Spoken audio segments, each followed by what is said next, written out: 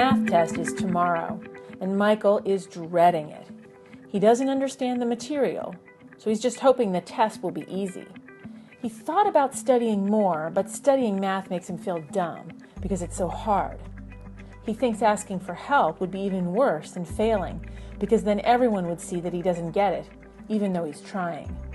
So he procrastinates and he tries to convince himself that math doesn't matter anyway.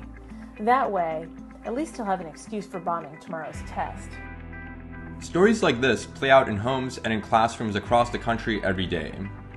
Students make poor choices about learning, not because they are lazy, but because they are secretly paralyzed by fears of feeling dumb when they have to try hard.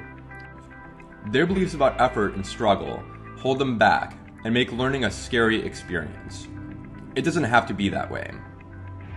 New research shows that the way parents talk about abilities and learning can have powerful effects on their kids' beliefs.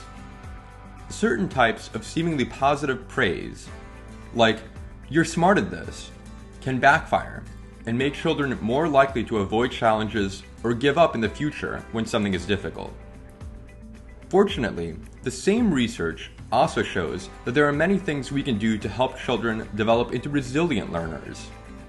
Stanford University's Professor Carol Dweck has spent decades studying how people think about intelligence. Dweck and her colleagues have found that people tend to hold one of two very different perspectives about intelligence. One perspective is called a fixed mindset. That's the belief that intelligence is fixed at birth and doesn't change or changes very little with practice.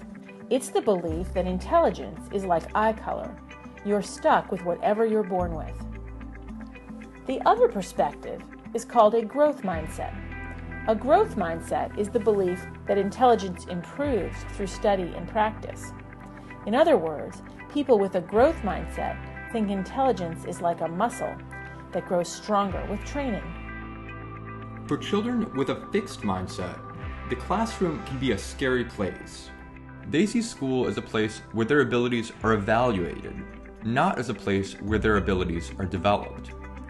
Their goal in school tends to be to show that they are smart, or at least to avoid looking dumb.